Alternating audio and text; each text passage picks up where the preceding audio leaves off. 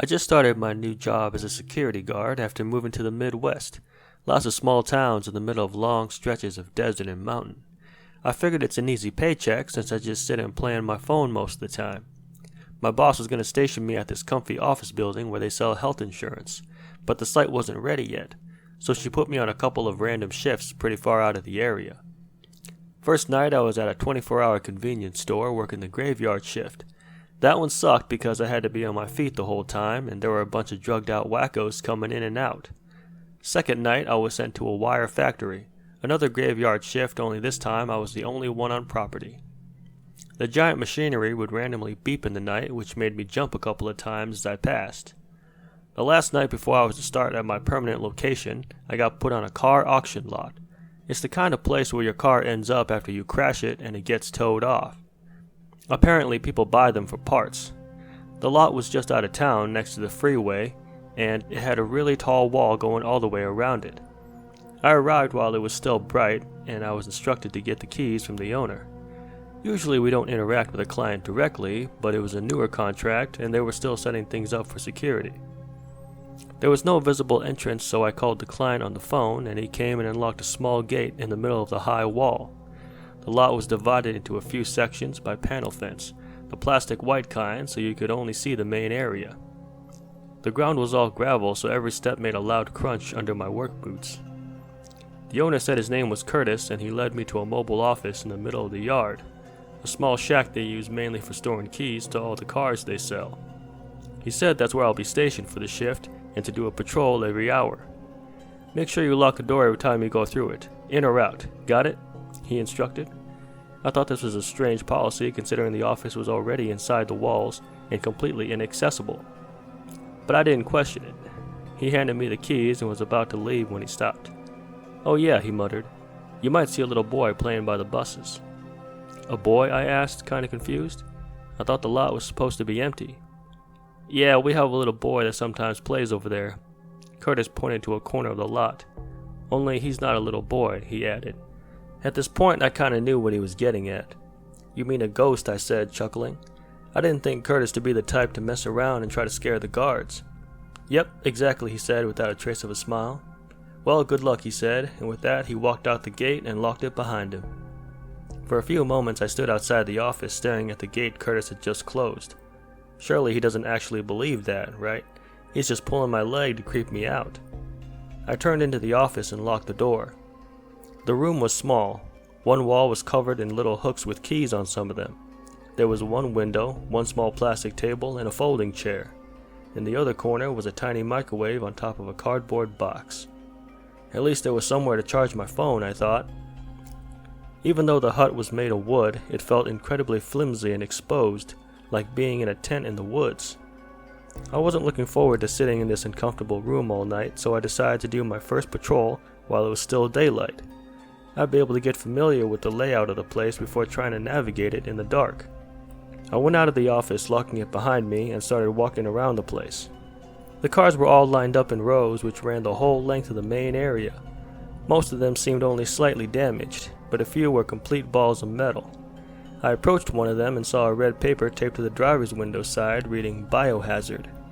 I wondered why there would be anything biological in these cars until I realized it must be from fatal accidents. There must still be bits of the old owner scattered around inside the mangled machines. And that was not a happy thought. As I continued up and down the rows, I saw more and more of those biohazard papers. It started to feel more like a cemetery to me than a car lot. Once I moved on from the main area, I saw the buses and trailers, walls hanging off, curtains flowing softly in the breeze. If any place has the right to be haunted, it's this one, I thought, surrounded by the remains of violent deaths. Then I got to the last area and stopped. School buses. Must have been a dozen or so. "Holy shit," I said out loud. As I walked past them, I was praying not to see one of those papers taped onto a window. No such luck. Every single one of those school buses had a paper. "Christ," I muttered under my breath. As I approached the last bus in the corner, I thought I saw something in the window. When I was close enough, I realized that I was seeing actual blood splatter on the emergency exit door on the back. Well, that's the end of my patrol. I hurried back to the shack and locked myself in. Okay, so it's a bit creepy, I thought. Nothing unexpected, though, and certainly no ghosts, I chuckled again to myself. After an hour I did another patrol, then another. But it was getting darker now. On the fourth patrol it was fully nighttime now, and it was a new moon too, which meant it was dark as hell. There weren't any lights in the lot except a dim glow from a billboard across the street. I looked on the key wall and found a tiny little keychain flashlight. I knew I should have brought mine, I said. I made my way out of the shack quickly, hoping to get the patrol over with, forgetting to lock it behind me. As I walked through the rows of cars, I became more aware just how loud my steps were on this steep gravel. There was just no way to lessen the noise. It was even more amplified by everything else in the area being dead-ass quiet. My tiny keychain flashlight was not only dim, but had an extremely narrow beam, so I had to keep darting it around to see anything. By this point I was thoroughly creeped out by this sight, so I started moving a bit faster, getting a bit more jumpy. Then from under a car right next to me I heard the gravel shift. I froze and pointed my light at the source of the noise. I couldn't see anything, so I waited. After a few moments I decided to start moving again, but just as I took a step, a wild rabbit darted out from under the car. I jumped a mile in the air, slightly pulling a few leg muscles in the process. In pain I cursed the rabbit and began limping on to finish the patrol. When I got back to the office I took out the key to unlock it, only to realize my mistake in forgetting to lock the door. Well, not like anyone can get in here anyway. The gate is locked, I thought, swinging open the door. Again I froze. The contents of my backpack had been strewn out over the table. I turned around and flashed my light in every direction looking for someone, but didn't see anything. I locked the door, sat down, and put my stuff back. At this point I was contemplating just going home. I could always get another job, I thought. Instead I decided to eat my dinner, a can of pork and beans. I decided to occupy myself by looking at some activity reports left by other guards. Each one had a new name on it. None of them seemed to last long at this site. Most only one shift. I started to hear a faint scratching sound. At first I thought maybe a tree branch was hitting the side of the office in the wind. Then I remembered there weren't any trees in the lot, and the night was calm and windless. I really didn't want to go outside to check, so I just ignored it for a while. As I started reading another report, the scratching grew louder, and I noticed it was right under the window. It took all my effort to turn my head and look at the window. It was completely black, but I had a strong sensation that I was being watched. Suddenly the scratching stopped. I looked at the time. 0400 hours. One more hour and I could get the hell out of here. I knew I had to do one last patrol. The client said to do one every hour. I decided to leave it until the last minute. That way when I finished the patrol it would be time to go home. Around 4:45 a.m. I knew it was time to go. I unlocked the door, stepped out at the blackness, and locked it again. I made my way through the cars. I got through the trailers. When I got to the buses, I suddenly felt an intense dread wash over me, like the buses were full of eyes all staring at me. I started breathing fast, darting my flashlight at every window, determined to catch someone, to see a face. The noise from my feet scared me. Was I hearing more than just my footsteps? At the crescendo of my panic, I turned to the last bus in line. My heart stopped. Sheer terror. There was a little boy dressed in a blue uniform with a ball in his hands. Wanna play? The words came from him, but his mouth didn't move. They echoed in my ears. Blood started pouring from under his black hair, down his face and chest. Wanna play? Louder the words pounded in my skull. I felt something wet trickle over my eye. More came down my face and onto my shirt.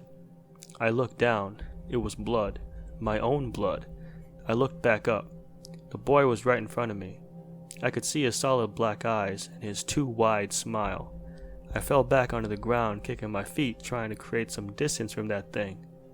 I turned my back on it and ran, flat out, until I got to the shack. The sun was peeking out over the mountain as I forced the key into the lock and nearly ripped the door off its hinges to get inside. Almost immediately I heard a pounding on the door. I screamed in despair. Leave me alone! But the voice that called back was different than the one still ringing in my ears. "Officer Fox, it's me, Officer McAdams, here to relieve you. Everything okay?" My heart burst with relief. I threw open the door. It was the next guard here to take over. "Are you okay?" he repeated. "You look like you've seen a ghost." I then frantically explained the thing I experienced. It took me a while to calm down, but when I finished my story, McAdams just chuckled. "Good one, man." He then took the keys, sat down, and put his feet up on the table. "But look at me," I said, frustrated, intending to show him all the blood that was on me, but there wasn't any blood there. I felt my face, dry, my clothes, sweaty, but blood-free. In shock, I simply stumbled out of the gate and to my car. I drove home on mental autopilot, still trying to process the night I just had. A few months after starting my post at the insurance office, I heard the car lot got shut down. Something about health violations. I looked up the owner, and it turns out he used to be a school bus driver.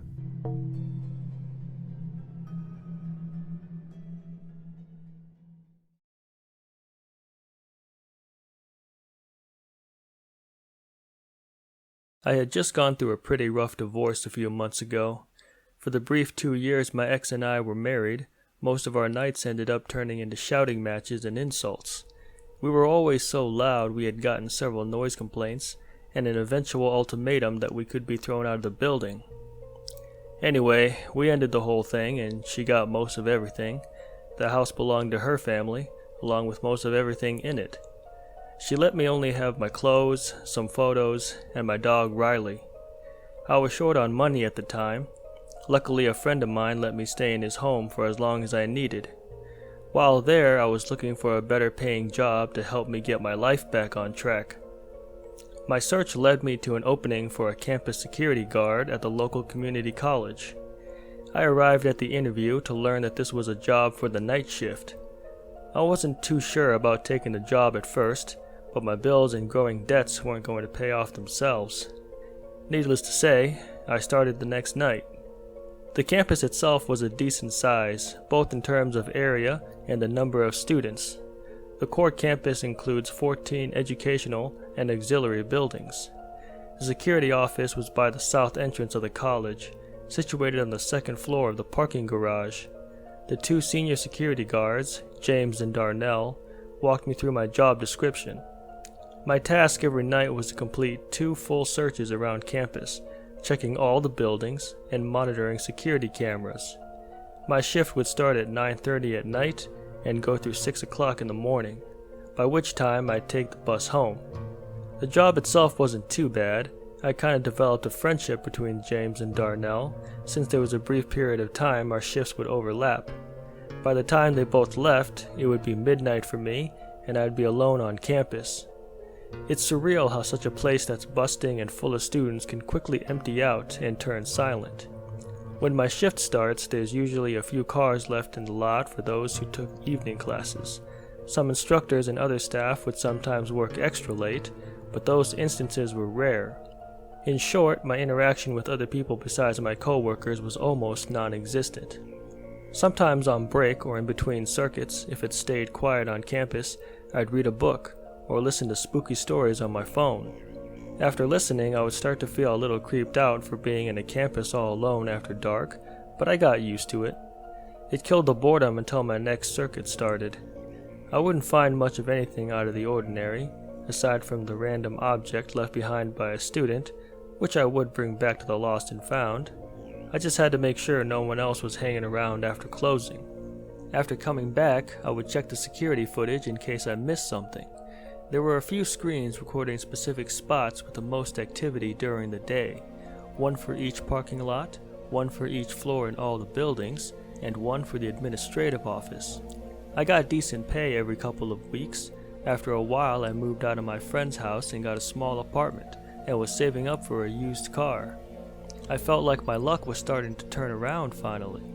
Then I had the scariest experience of my life. I was left alone around midnight like always. The campus was absolutely deserted at this time like normal. It was summer during this time, so the night was pretty warm. I felt like I was building a bit of sweat in my security uniform while doing my first circuit. I came back to the security office after finding nothing of note and checked the camera feed. I found nothing in any of the screens until I checked the one for the south lot, near the office. While the screen was small, I could discern the moving of a large shadow across one of the lamp posts. It was doing nothing but moving back and forth across the light. The shadow looked too large to be some small bird or animal. I deduced it had to be someone parked off screen so I couldn't visibly see them. I went out there to check things out and found nothing there. If it were a person just fucking around, they would have to have left a sign of their presence. There was nothing left behind. I didn't hear a car driving off, or any noise for that matter. I scoped the rest of the south lot to find the source of the shadow. Still nothing. I sighed in annoyance at the thought of some jackass deciding to waste my time. Nothing else happened the rest of the night. I got used to sleeping during the day, but all I could afford to sleep on was a cheap couch that was anything but comfortable. It was rare that I got a full 8 hours of sleep on it, and to top it off, the AC unit had crapped out. My cheap apartment had gotten warmer, making it much harder to sleep. I got to the college at the start of my shift with maybe 4, 5.5 hours of sleep. I had coffee, but it only lasted for so long. With it being extremely late, my office feeling cool, and it being quiet everywhere, I started feeling drowsy. Sleeping on the job wasn't allowed, of course, but every now and then I let myself have a brief nap to refresh myself. So I set my head on the desk and fell asleep instantly. I was later jolted awake. A feeling of something very wrong switched my tired mind on alert and woke me up. I rubbed my eyes and checked the monitors to see if anything was up. I looked at the camera feed for the south lot, and my eyes narrowed. Beneath one of the lamp lights, a person was standing, not doing anything, just being very still. I couldn't make out any details, but this person had long black hair, and looked very tall for almost reaching the light. I looked at the bottom of the screen and found the camera was still recording. Whoever the camera was showing was still there. The feeling that jolted me awake intensified, and I was aware of myself shaking. A chill colder than the air inside the office crept up to my neck. My body was reacting to some sort of danger the image was giving off. Still, a weird person on the security footage was not an excuse to not do my job. I got to the lot in under a minute, and I saw that person still standing under the lamplight, just being dead still. Their back was facing toward me, and their head seemed to be bowed forward.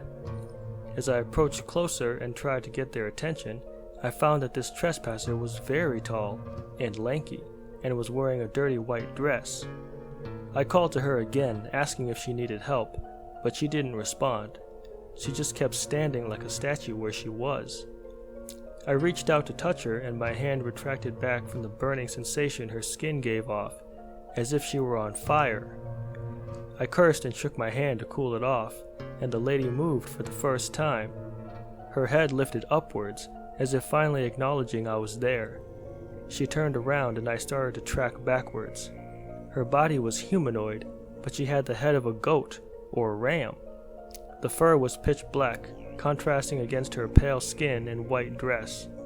The eyes were red like burning embers, and strands of flesh hung off its curved horns. As my backwards walk sped up, I could hear it give off a deep, thunderous roar. I ran back towards the office, and I swear I could hear the thing sprinting after me. I ran faster than I ever have in my life, and I barricaded myself in the security office. For good measure, I switched off the lights inside and called 911. I told them that something was on campus and requested they send someone over.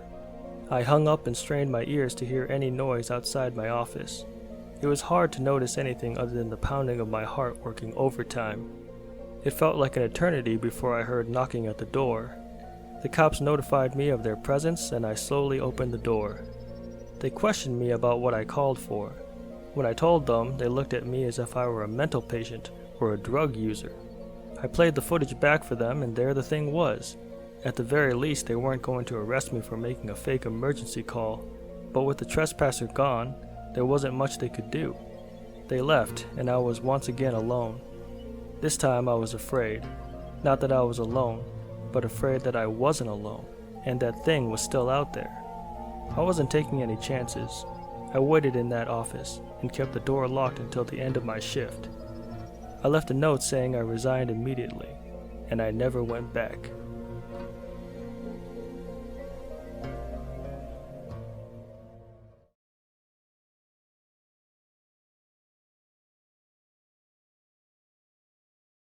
My name is Sammy.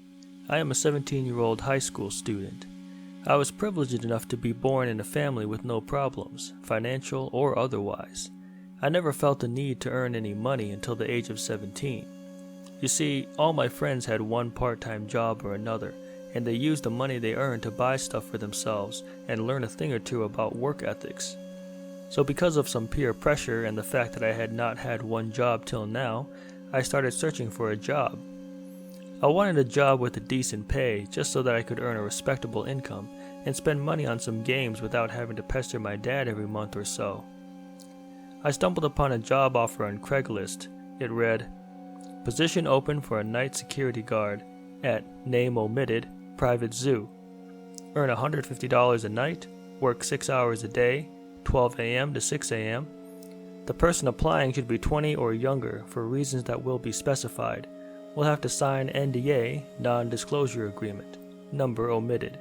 The ad was run by some millionaire to find a guard for his private zoo, or whatever the place he kept his exotic animals he called. I called up the number given on the ad. A male voice answered the call. He introduced himself as Gordon. He interviewed me over the phone, but asked some weird questions. Are you frightened by loud sounds? What is your height? What is your age? Can you follow instructions and rules to the T? After answering all the questions honestly, he told me that I was hired. I asked him why he was asking all these questions, but he said, "You will know when you reach the site." He asked me to fill out an online form, which I did. The form asked for the applicant's address, full name, phone number, and other such information. Obviously, I was suspicious, so I asked him more about the zoo, but he refused to elaborate on the subject. Finally, I told him that I was not willing to work at a shady place and started looking for other jobs, but found none of them appealing. I contemplated the zoo job till 2 a.m., then eventually fell asleep. I woke up groggily to find that I was not in my house, but was in an unfamiliar room. There was a watch on my wrist which displayed the time, my heart rate, and my lifeline. I got out of the bed and looked around the room. Everything was white. The bed, the closet next to the bed, the door, all the walls, the rug, the table, and chair. I opened the door, which was already unlocked, to see a long road with cages on both sides. I left the room to see a giant tiger-like creature in one of the cages. It was giant, approximately 15 to 20 feet in length, and at least 6 to 7 feet tall, and was a light green color. It let out a loud, ground-shaking roar when it saw me approach the cage. Prototype 1, Maxis. Maxis is a genetically mutated Bengal tiger, one of Millionaire's name omitted favorite pets. It has a deafening roar and the body strength 6 times more than that of its original counterpart. It is 17 feet from snout to tail and is 4 to 5 times heavier. Before I could even read its description, it let out another roar, but this time the roar was so loud that my ears started hurting, and I ran back inside the room in which I woke up in. I noticed a piece of paper on the table with a set of what appeared to be headphones. I picked up the piece of paper. It read, "Hey, new employee. First, let me clear up any confusions. Yes, you will get paid. And no, we are not trapping you in here forever.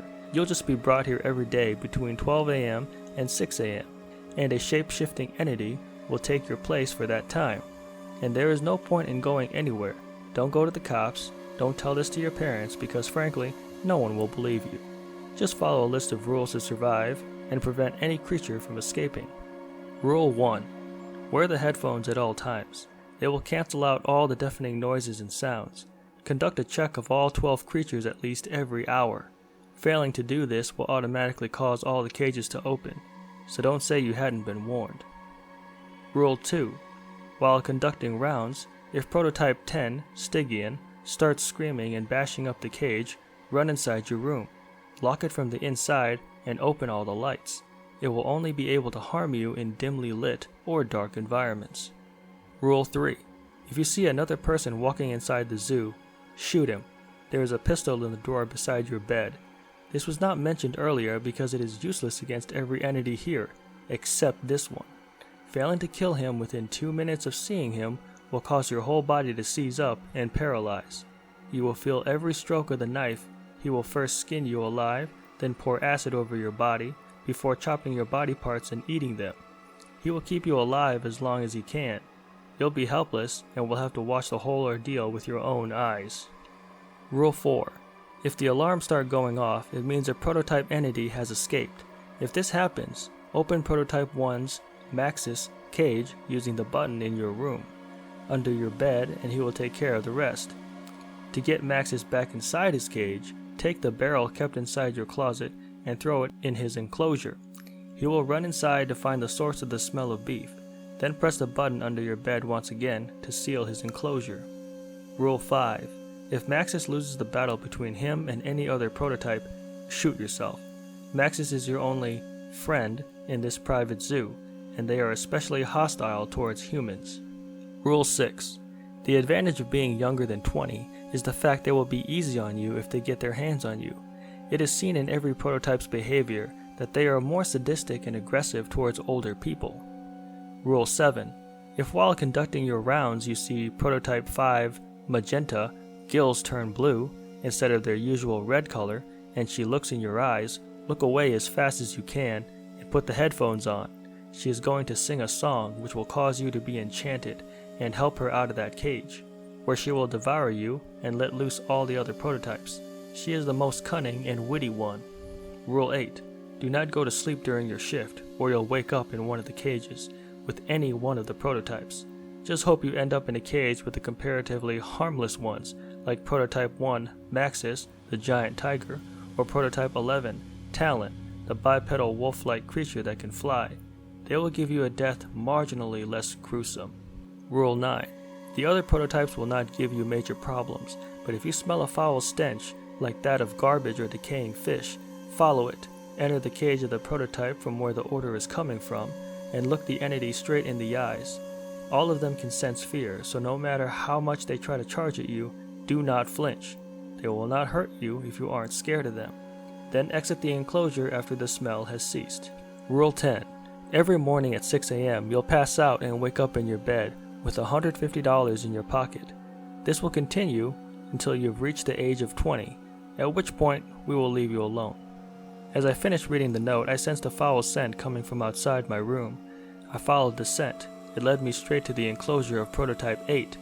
I looked at its description. It read, Prototype 8, Grouse. Grouse is a black-colored bird of prey with a wingspan of 23 feet and 10 inches, and a height of 7 feet and 6 inches. Its talons are 11 inches each. The sound of its deafening screech causes temporary paralysis. It cannot cause any physical damage to you if it's locked in its enclosure, but if left out of its cage, it can cause changes in the climate around it. Then it can control the elements of fire and lightning. If you enter its cage, your best bet to survive is to look it straight in its eyes, but that will be difficult because you'll be paralyzed from the neck down. The door of the cage was already unlocked. I entered it. The creature immediately noticed my presence. It looked evil, almost demonic. It has a giant beak, big enough that it could swallow a rabbit whole. It started flapping its wings. That caused even the tallest and strongest trees to sway. It was twice or thrice the intensity of a helicopter landing. It looked at me, and what appeared to be an evil smile formed across its grotesque face. It let out a deafening screech, but luckily I had my headphones on. Still, I could hear his screech loud and clear. My legs started twitching, and I fell to the ground. With its eyes fixated on me, it started flying. It went all around the enclosure, but never looked away from me. I could see shadowy figures in my peripheral vision, but something in me knew. It was just an attempt by the morbid creature to make me look away. After what felt like an eternity, it screeched once more and made a dive towards me. Now, in any other case, I would obviously have flinched, but to this day, I thank my lucky stars that I was paralyzed and knew that the bird could not harm me. After I did not flinch, the bird quickly lost interest, and the odor was now gone. I got up and literally ran out of the cage, closing the door behind me, which locked on its own. After this near-death experience, nothing major happened that night, except Prototype 5, Magenta, gills turning blue, during which I followed Rule 7. The next morning I had a long talk with Gordon about what the fuck was happening. I promised him another heavily built teenager in exchange for me, but he didn't listen. I had recorded the entire call to use it as evidence against him, but when I checked my recordings, it wasn't there. So here I am standing on the rooftop of an apartment. It is better to commit suicide than spend even a second more in that hellhole. I am using this as a log and as a warning for people to not accept jobs from shady websites. I know there are many people like me, working the other 3 6-hour shifts. They have my best wishes, and to the person who is going to take my place, I'm sorry. Update. I survived the fall, but am permanently crippled now, and since the day I tried to end my life, I have not been teleported to that place. Maybe because I cannot provide any value to them, which I am very happy for. I just hope that people find this useful one day. Maybe one day, people will believe me, and other victims will open up about their experiences.